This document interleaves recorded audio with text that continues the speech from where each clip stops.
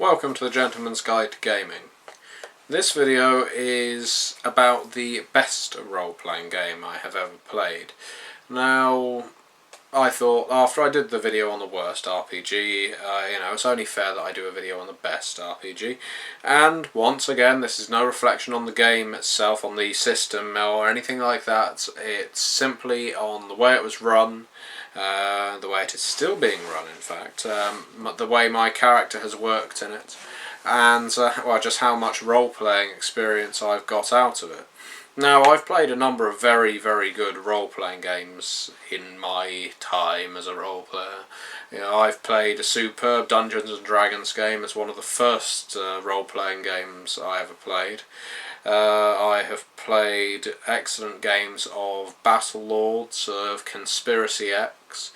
Oh, what else? Call of Cthulhu, of course, and I'm still doing videos about them from time to time. Never played a particularly good World of Darkness game, but that's because it always seems to be me that's running them. But needless to say, I've played some excellent games. I would say the best role-playing game I have ever played is Anima. Anima is a role-playing game which is best described as Final Fantasy Dungeons & Dragons combined. It's high fantasy at its best with a strong anime feel. Now, I'm not a huge anime fan. I can really take or leave the entire Jap animation style that's quite in vogue right now, but Anima is a game that really gets it right, excluding some of the poor editing in the core rulebook, and I have mentioned this in my review of the game. It's a game that really, in my opinion, encapsulates the feel of a JRPG, Japanese role-playing game, and apparently it's very popular in Japan, the Anima card game, and it's popular in parts of Europe as well. And role-playing games aren't as big in Europe as, let's say, board games are, but Anima is picking up its own little, I suppose, trail of steam, and partly the reason for that, I think, is because of its publisher, Fantasy Flight, or at least the publisher in the UK is Fantasy Flight.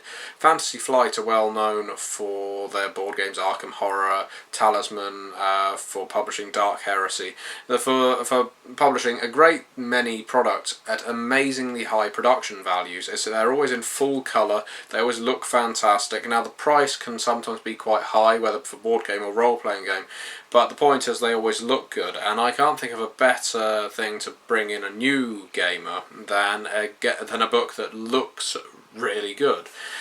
Anima itself, run by a friend of mine in my club, he's been running it now for probably over a year, and I've been playing the same character since the beginning. We started off in a city by the name of Hecate. My character, Thaddius, Conundrumus, the Confounding, was an illusionist. He was basically a street entertainer and performer, and although he has an amazingly selfish streak, a mile wide, and a strong love for the ladies of any stripe, colour or creed, he is a decent soul at heart. And he and a number of, fellow noble sorts saw the tower where the Lady Marina Dorland, the sort of princess regent of Hecate, was being attacked. Now, our adventurers from different points in the city all rushed up the tower, got in a big battle, and we were introduced to each other after saving the Lady Marina. We were tasked by her to go down to the catacombs beneath the city, where we would meet some Dark Eberdan eventually, where we would take on some vast undead sort of behemoths, behemoth, call it what you will. It was a vast undead creature, and I think in fact we ran away from it quite nobly. We rescued a summoner down there who had been down there with a fellow adventuring party, found out various lore, but my point isn't to tell you about the history of the game as much as it's just to tell you that the game I've been playing for the past year or so has had such excellent opportunities for roleplay, for high fantasy, high drama, that I really couldn't fault it. I would say Thaddius is probably my favourite character, the favourite character I've ever played, and I've put a lot of time and effort into quite a few characters. I'd say I put an enormous amount into Thaddius. Thaddius, for all of his faults, like I say, is a noble man, and at the same time as him being my favourite character, he's one I'm now feeling compelled to give up. I've had a great deal of fun with him. He has pretty much bedded a woman in every single town he comes across, but he also seems to rub the other adventurers up the wrong way. He constantly harps on about the fact that, oh, well, obviously I play him, but he makes the money for the group. Basically, while we're currently adventuring across Gaia trying to save the Lady Marina from what is basically a wyvern being controlled by her undead brother, cyborg brother.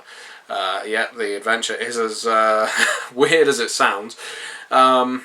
He always harps on about the fact that he makes the money. His travelling shows pull in the gold because his skill with style, with persuasion and with illusion is unsurpassed. Now he's in a party comprising a psychic, essentially what is a Dao monk, a weapon master, and an artificer, various people of all stripes, but Thaddius is the showman, he's the face, and although he looks like a Georgian noble at times with a ridiculous powdered wig, voluminous cloak, beauty spots all over his face and stupidly waxed beard, he's also amazingly charismatic. But unfortunately, and for that reason I've really enjoyed playing him. One of the reasons I roleplay, just the same as the reason many people roleplay, is because it allows you, the role player, to be creative, and allows you to be charismatic. It allows you to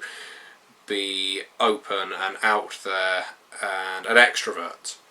And most role players aren't extroverts outside of the gaming table. They're not people that can just be free and easy with their affections. Not that I would want to be, but the fact that I can play a character who is, it just makes my imagination run wild with the sorts of things that I can play Thaddius doing, whether he's stealing a loaf of bread from a baker who snubbed him, whether he's courting a princess in a foreign kingdom, whether he's taking down a undescribable chimera of some variety. Role-playing, that is why role-playing draws me in. It's the fact that I can be imaginative, that I can be an extrovert, and it's something that I can't just do in my daily life, for obvious reasons. So I've really enjoyed Anima as a game that allows me to be so fantastical with my character, because it's a game that encourages ridiculousness in its fantasy. The size of the weapons, the size of the hairdos, the size of the eyes and mouths, the awesomeness of the magic you can cast. The sky is the limit with Anima, and it's a game where the better your imagination, the better fun you're going to have. And I suppose I've been at my most imaginative as a player with Thaddius. The things I've got away with doing aren't the sorts of things you would get away with doing in a game like Cthulhu or even Dungeons and Dragons. It's a setting with a fairly rigid, I suppose, Christian overtone to it, and that is deliberate. It's part of the mythology of the game. It doesn't preach that you have to be a Christian to enjoy it, don't worry, but it's set in a very much sort of parallel Christian world, where all the saints are cities and so forth. But Thaddius as a character playing in a world like that is such great fun, sort of bucking against the trends and the moral boundaries that exist therein. And I'm sure anyone who's at my club who's seeing me talk about this, if anyone watches these videos from my club, would be surprised that I give such thought to what Thaddius does, because as a character, he just seems to be around for fun and japery and chicanery. He's just there to have a good time. But the fact is, I play him like that and I play quite a lot of my characters as extroverts because I find it fun to do so. I like the idea of a character who can do that kind of thing, and Anima is probably the setting that gives me the most free rein to do it. Now, I'm going to be giving Thaddius up as a character very shortly. I've played him for probably over a year, and although he's my favourite character, because he does, I think, wear on the other players. I hope I'm not an irritating player, I genuinely do. Because Thaddius gets an awful lot of screen time, he gets to talk an awful lot, because he's one of the most charismatic people in the party. And I worry that people resent the fact that Thaddius gets that much time to talk. I worry that people just see him as a joke because he's constantly chasing skirts and bragging about his achievements. You know, people just think he's that buffoon in the wig. But that's part of his character. He's supposed to be over the top. So although I've enjoyed playing him, at the same time I've grown to resent him. So this video has turned into something a bit different. I've sort of grown to resent Thaddius because he's been typecast. Any comedian, I think, any actor who's ended up in a comedy role ends up probably resenting the fact that 10 years down the line all they've been able to find are comedy roles.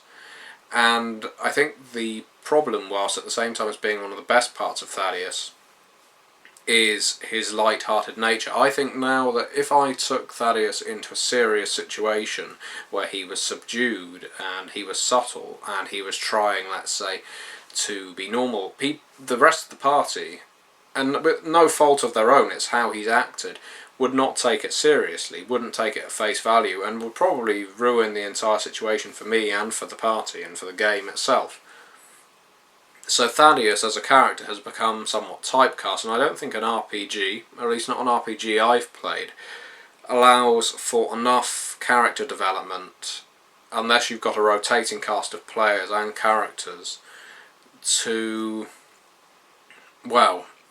have such wide character arcs. I would love to play a game that did, and Anima is probably the closest I've got to that, where Thaddius could actually have this arc from buffoon to serious lord, because he's going around, he's trying to pick up titles. He's already a baron now because he deposed a baron back in Hecate and married his daughter, and put him in charge of a brothel, the Instax Conundrumus brothel, for which I've designed a poster. But at any rate, you know, it's that sort of buffoonery, but he also wants to be recognised as someone, not to be feared, but to be respected because of his power, because of his charisma, and I don't think he would ever be respected as a character. He's almost too fun, and I would love to play him as a respected character, but I don't think I could. I don't think the other players could do it.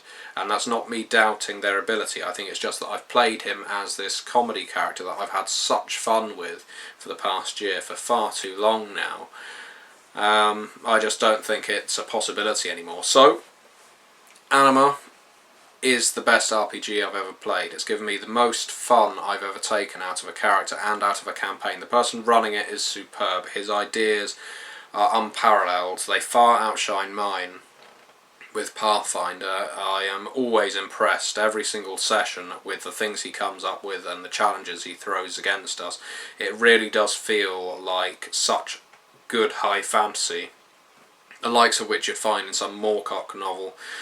And admittedly he does lighten Michael Moorcock, but that's probably why. Or in a Final Fantasy computer game, but with so much freedom to do whatever you like. It really is probably the best game I've ever played, the best character I've ever played, and unfortunately Thaddius will now be hanging his wig up so that I can play someone else, someone subdued. Although I don't think I can do subdued. I've come up with a character called Pyrocles, who is going to be a summoner with hair like fire. And this may be a surprise to the person running Anima if he watches this video before I turn up, but Pyrocles is actually going to be a homosexual. Now that's not actually it's not a defining part of his character, but it's something I've never even tried to play as before, and I'm worried that the rest of the players will not take it seriously, that I will constantly have japes and jokes thrown at me, but I'm going to take it in character. I'm not going to play him as a fet, I'm not going to play him as a big puff, basically. Pyrocles is going to be played as a man who is in a serious relationship with another man. He is not going to be Captain Jack from Torchwood, who basically sleeps with absolutely everything on legs and would stick it in mud if it would wriggle. He is going to be a straight man with a homosexual relationship, because it's not something I have ever even contemplated before, but I feel I've reached a sort of place of maturity in my role-playing now, where I would like to play something that's a bit different. Some people struggle to play females. Some men can't play female characters, some women can't play male characters. I have never tried playing a gay character, and I'm sure it won't impact the game much, but in a way I'd like it if it did. It's a strict hierarchical Christian society. I wonder what the people of Gaia would make of a hero who is also homosexual. Would it have any plot connotations, and if so, will the other players treat it with the potential respect? Bear in mind, he's not going to be going around wearing pink and throwing flowers in his wake. I'd be interested to see what happens, and in fact, maybe I'll do a video about homosexuality in role-playing games. Just to prove, you can... The whole point of role-playing is you can play a character who isn't you. If you go to a club and you play a character that's exactly the same as you, you're not role-playing. If you play a character from another book or from another game, you're not role-playing.